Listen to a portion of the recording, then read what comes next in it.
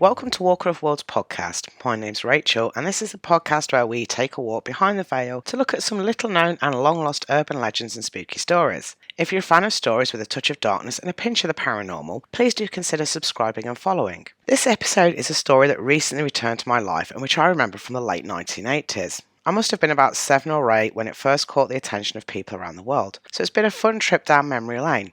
But why it caught my attention will be revealed in a minute. Pluckley in the English county of Kent is one of 2 clustered neighbourhoods. The other is Pluckley Thorn, and even though they're called neighbourhoods, many would describe them as villages. For today's episode, we're taking a wander around Pluckley. For anyone who wants a picture postcard image of England, Pluckley would be your place to visit. It has a small 14th century church, and many of the village's buildings date between the 16th and 18th centuries. If you've ever watched The Darling Buds of May, Pluckley was used as a filming location and became the stand-in for the show's mentioned location of Sidcup. As you wander through the village, you'll come across a little shop and a traditional butcher's. If you want a drink, the Black Horse pub is housed in a cosy, wood-beamed 15th century building. By all accounts, Pluckley is a perfect English chocolate box village. In 1989, Pluckley was listed in the Guinness Book of World Records as being the most haunted village in Britain, with 12 different ghosts listed. This category is now long gone from the book, and the claim has been disputed, but it doesn't mean that those ghosts have moved out. It's said that in Pluckley there's one ghost for every 89 residents. This is a tiny village with a larger-than-life paranormal population. Fright Corner is on the outskirts of Pluckley and is next to Daring Woods. It's here that a highwayman was said to have got into an altercation with the village's peacekeepers and was pinned to an oak tree with a sword. The tree no longer stands, but in the dead of night the clashing of swords is still said to be heard, and the fight always ends with the same consequence. Also said to be around Fright Corner is a phantom coach and horses, which can be seen and heard galloping along the road. Sightings apparently took place up until the late 1990s when they appear to have dried up. On one occasion, a woman was driving home from babysitting her granddaughter. It was just after midnight when at Pinnock's Crossroads she saw what she believed to be a coach and horses drive by. Light streamed from the windows of the coach before they disappeared over the rise of a hill. In November 1997, around 7 p.m, someone who was driving through Pluckley heard what they believed to be the sound of hooves and cobbles inside their car. They could see nothing that would cause the sound, and of course at one point the road would have been covered in cobbles. On the village's Smarden Road stands a giant tree. Like everywhere else in the village, this tree also has a tale to tell. For, on the night of a full moon, the outline of a man hanging from the tree can be seen. The ghost is said to be that of a headmaster who hung himself on that very tree. There are reported to be several different variations of the story of who met their untimely death among the tree's branches. The reasoning for their death is unknown. Some believe that it was the local headmaster, while others believe that it was a schoolmaster from another town visiting a friend in the village. Whoever it was, their spirits live on within the boundaries of this tiny little English village. The Daring family, from their early beginnings in the reign of Henry II, grew in importance, inheriting the manor of Surden in the east of the village. The first baronet is famous for creating a huge library of books, charters, maps and manuscripts. Part of this collection can now be found in the Centre for Kentish Studies at County Hall. It is this first baronet who is generally believed to have escaped from the Roundheads through a narrow curved-top window at the manor, a popular myth that led to the addition of Daring windows to most, if not all, of the houses owned by the Daring family during the Romantic Victorian era. The third baronet, Sir Edward Daring, was commissioned by William and Mary to raise a new regiment, and in 1689 the 24th Foot was born. Holding the record of the most VCs gained in a single 12-hour battle, its name was changed in 1881 to the South Wales Borderers. Now part of the Royal Regiment of Wales, its roots were acknowledged at a 300th anniversary ceremony in the village in 1989. This event is recorded in the church on a plaque of Welsh slate. A little further along from the tree, on Dicky Busses Lane, is St Nicholas Church. This Grade 1 listed building is home to not one but 2 ghosts. We're also not going to rule out the possibility of there being more. The Red Lady is reported to roam the graveyard looking for the unmarked grave of her stillborn child. She is believed to have died in or closely after childbirth. The Red Lady is rumoured to have been part of a well-known local family, the Daring family. after which the woods are named, and that the child she lost was illegitimate, hence why it was buried in an unmarked grave and not the family's vault within the churchyard. The White Lady is also seen around the churchyard. Much like the Red Lady, she was also a member of the During family and is believed to have lived in the 12th century. It's said that because of her beauty she was buried in several lead coffins, which were then subsequently sealed within an oak coffin. As her name suggests, she wears a white gown. The White Lady has been seen on a number of occasions, and many believe that she appears on misty nights. Sometimes she's seen wandering the churchyard. On other occasions, she manifests within the church itself and is seen kneeling in prayer. Built in 1863, Greystones is a large house on Station Road in Pluckley. It was originally called Rectory Cottage and the home to the curate of St Nicholas Church. The house is built in a typical local style, and in 1924 the name was changed to Greystones. Rose Court is another house and is a Grade 2 listed 19th century building which is near to the old rectory building. Greystones is said to be haunted by the ghost of one of its former owners, a cleric who is referred to as the monk. While owners right up to the present day have denied seeing the ghost, he appears to have become a part of local legend and is somehow linked to the ghost of Rose Court.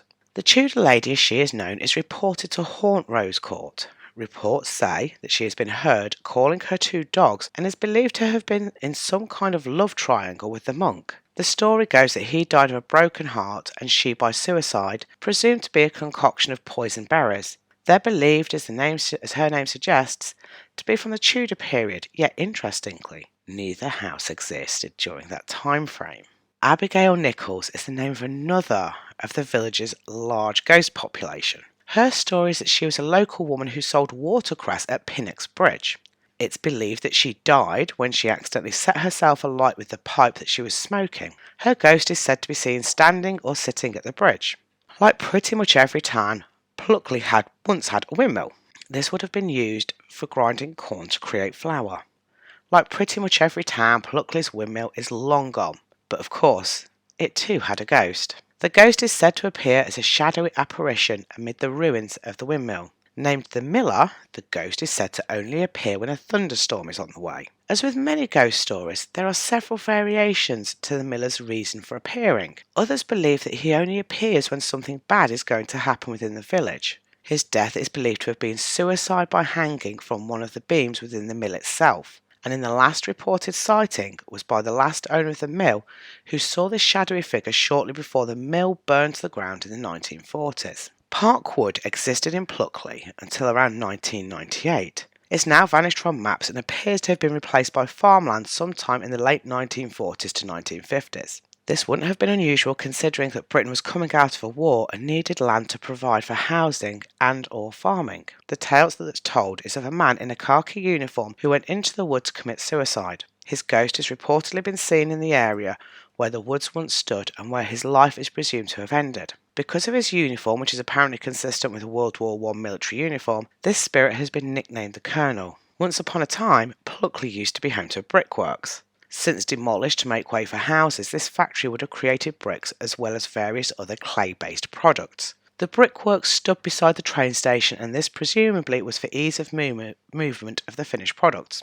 The Screaming Man is arguably Pluckley's most famous ghost, and the story goes that a worker was crushed beneath a clay wall or fell into a clay pit, depending on who's telling the tale. His screams are supposedly heard to this day. Researchers have done some digging on this story and discovered that a bricklayer lost his arm in machinery at the brickwork. Could it be perhaps his screams that people have heard?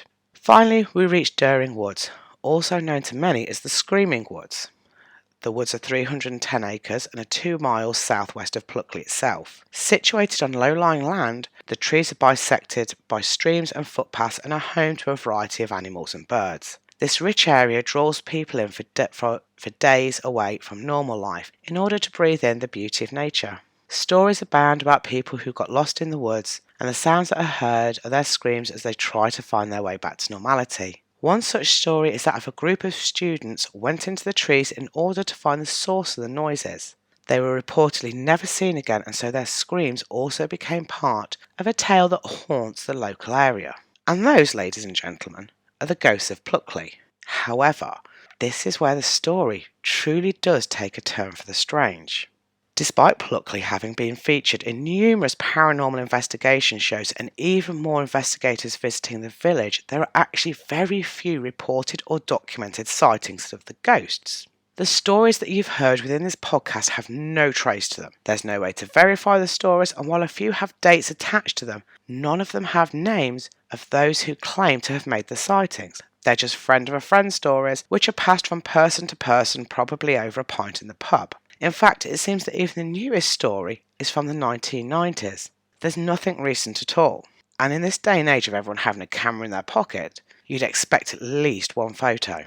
The story of Pluckley's ghosts becomes even stranger still. Two men both claim to have made up the list of sightings completely independently of one another. In the 1950s, British broadcaster and actor Desmond Carrington, who once lived in Pluckley, claimed to have made up the ghostly sightings for journalist Bill Evans to put in an article in the television listings magazine TV Times. The second person who claims to be the author behind the stories is Frederick Sanders, who placed the haunted tales in his 1955 book Pluckley Was My Playground.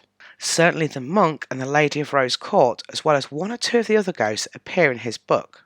So it seems that maybe the most haunted village in the UK isn't so haunted after all. Or maybe it is. Pluckley is a village with numerous buildings which date back to the 1600s. At least one of them has to be haunted.